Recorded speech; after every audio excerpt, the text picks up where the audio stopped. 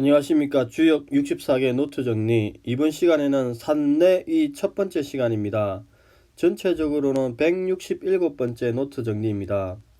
이번 시간에는 있게 기름의 개인 산내의에 대한 총론적인 설명을 같이 보겠습니다. 자, 먼저 한자 정리를 한번 같이 읽어보겠습니다.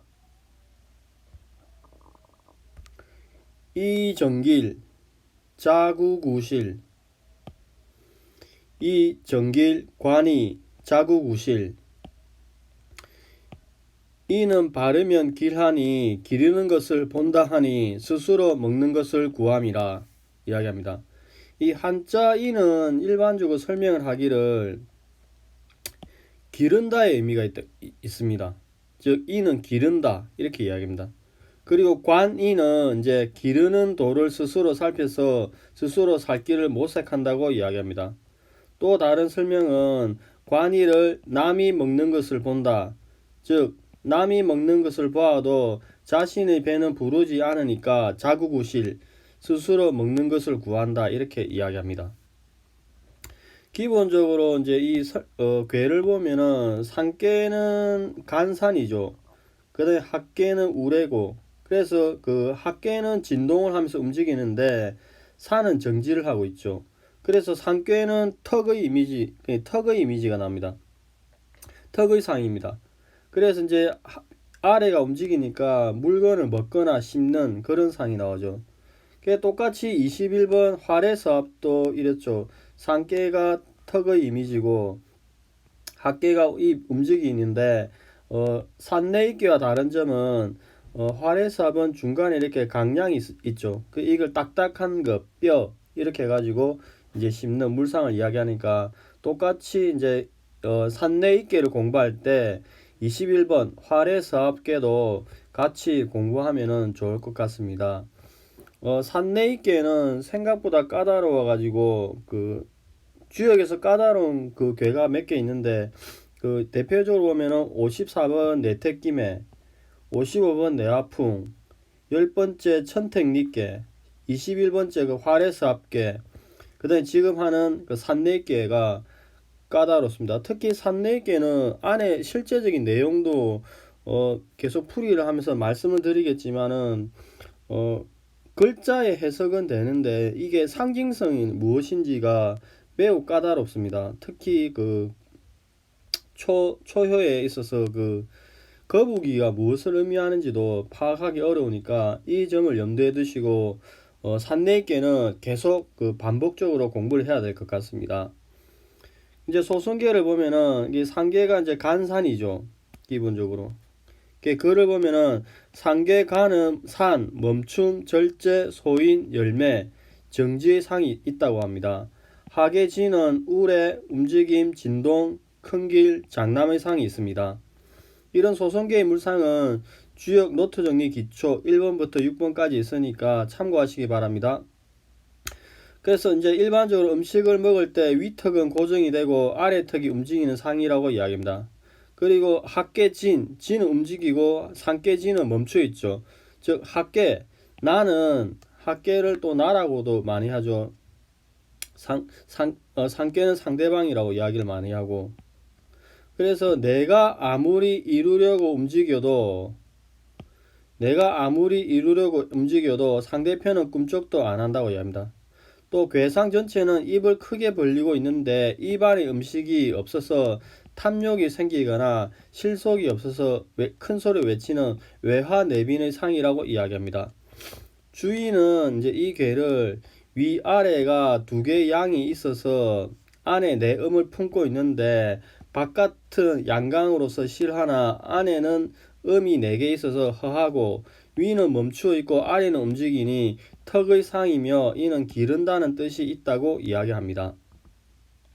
자, 단사를 한번 같이 읽어보겠습니다. 이정길 양정측길야. 이정길은 바르게 기른즉 길한 것이니 관이 관기소양야.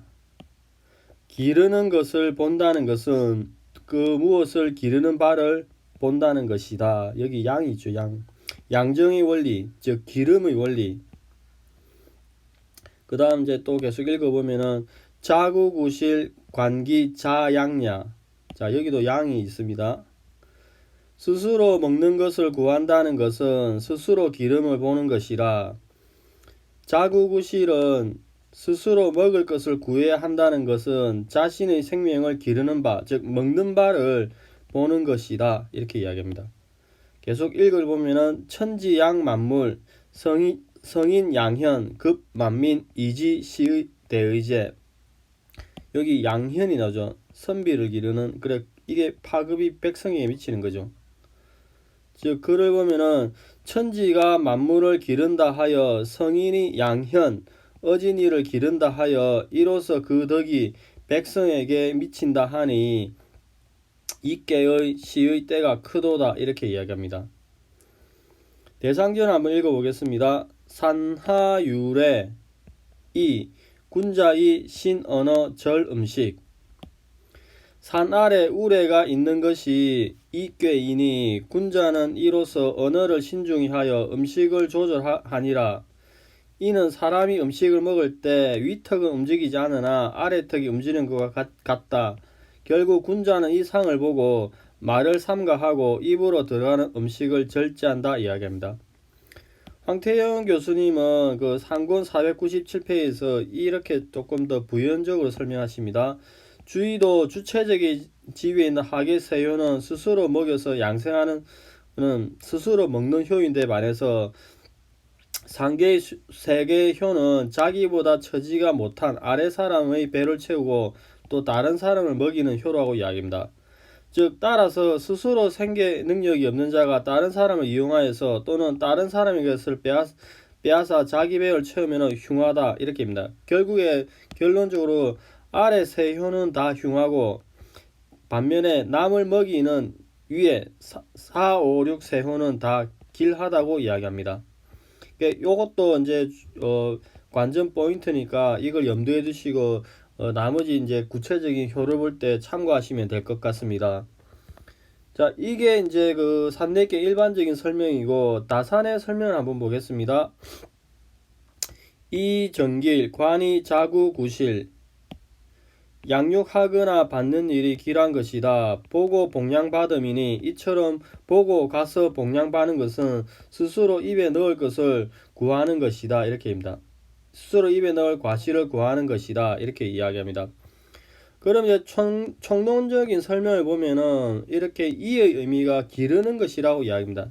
기르는데 바르는 것을 기른다. 이렇게입니다. 그래서 산내계 자체가 윗계 간사는 정지했고 아래는 운동한다. 이렇게 봅니다.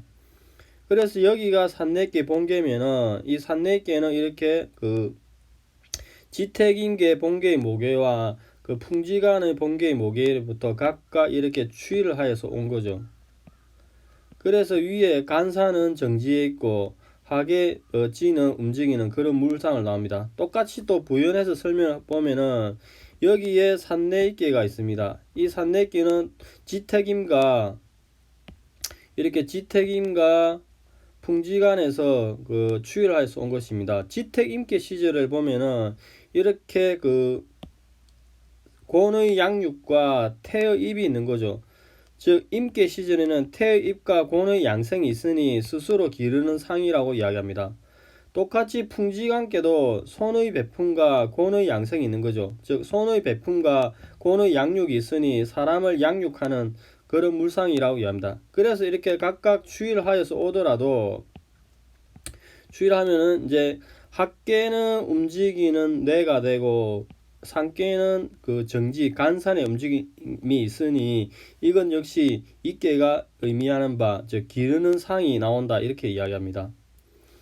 그 다음에 자구구시를 보면은 이게 본계 산내있계죠. 본계는 아까 이야기했듯이 지택임과 풍지간으로부터 이렇게 각각 추이라 해서 이렇게 온 거죠.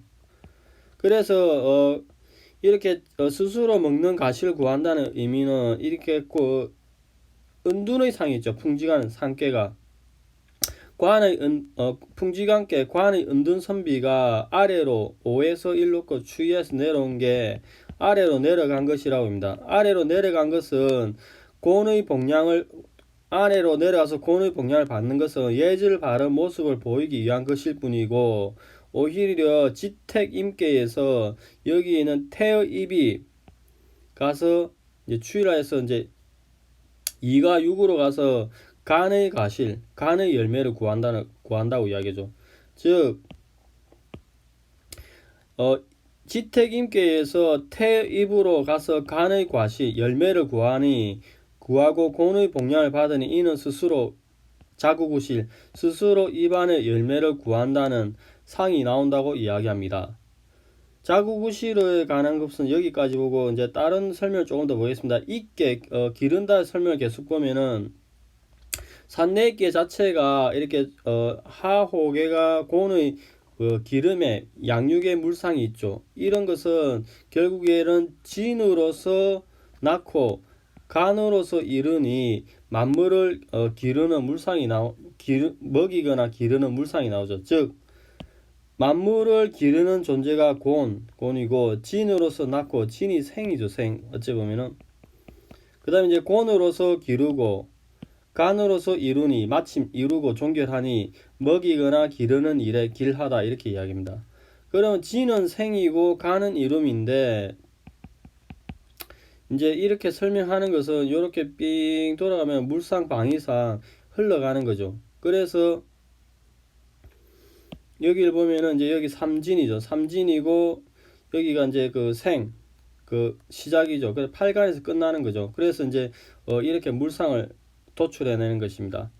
그 다음에 이제 그 정의 의미는 정은 올바른 일이라고 이야기하는데 이께 궤덕과 물상을 보면은 국가의 군주가 양성현 어진이를 기르는 의미가 있으니까 현인을 양성하는 뜻이 있습니다.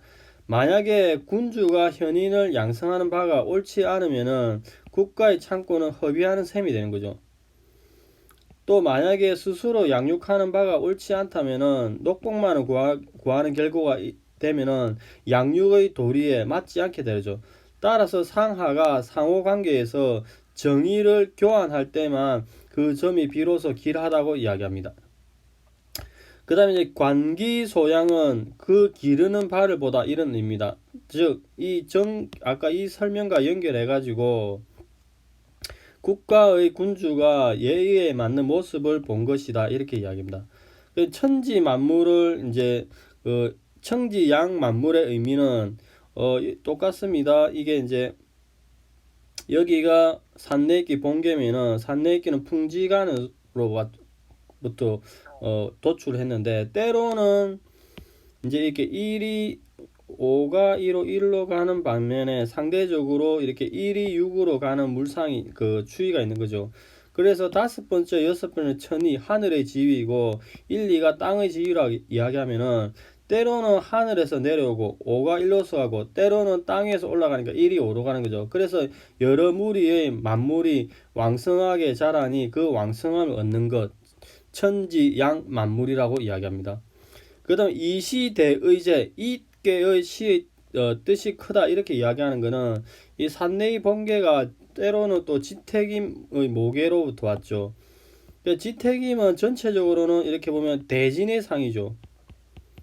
대진의 상인데 이 안에 조그만 진이 있으니까 설명을 하시기를 대진은 성인에 해당하고 임계에 있는 작은 진, 소진을 올려내버리니까 이렇게 2가 6으로 가는 거죠. 그리하여 결국에는 성인과 현자가 서로 만나서 받들어 복령하기 이르니 곤의 만인이 모든 커다리 이렇게 리의 교화의 영역에 들어가는 거죠. 이렇게 전체가 대리의 상이니까 교화 영역에 들어가니까 둘러싸이니까 결국에는 대리로서 교화의 하는 이 작용이 크다고 이야기를 합니다. 그리고 이제 여기까지가 이제 일반적인 총론적인 설명이고 다상이 그 다음에 이제 그 대상전을 한번 읽어보면은 상활 산하유래 이 군자이 신언어 절 음식 산하에 천둥이 치는 것이 입계의 상이다. 군자가 이 괴상을 살핌으로써 언어를 신중하게 하고 음식을 절제한다. 이렇게 이야기합니다. 그럼 이 물상을 보면은 이렇게 그 산내기 번개는 이렇게 지택임으로부터 왔죠. 지택임이 2가 이렇게 6으로 가는데 합계가 태입이 이렇게 위를 향해 열려 있죠. 그래서 절제하면 상이 없다고 이야기합니다. 즉 임계 시절에는 태의 입이 바깥으로 향하고 언어 사용에 신중함이 없다. 그침이 없고 음식을 먹음에도 절제함이 없는데 이렇게 추율하게 되면은 이렇게 이제 양강의 빗장이 이렇게 두 개가 딱 채워지는 거죠. 그래서 두 개의 양이 위아래로 빗장이 되어서 닫히듯 합치니 결국 산내의 산께 간으로 그치고 한계를 짓는 것이다. 그래서 이 의미가 신언어 절음식, 말을 신중히 하고 음식을 절제한다는 물상을 도출해 냅니다. 자, 여기까지가 이제 산내에 관한 다산의 설명입니다. 오늘은 산내익계 기름의 도에 관한 총론적인 설명을 보았는데 이제 양생의 의미죠. 이 양생의 의미가 무엇인지는 다음 시간부터 살피겠습니다. 그리고 이 괴를 공부할 때는 21번계 활해서과 같이 비교해서 보는 것이 조금 더 괴를 이해하는 데 도움이 될 것 같습니다. 자, 오늘은 여기까지 하겠습니다. 감사합니다.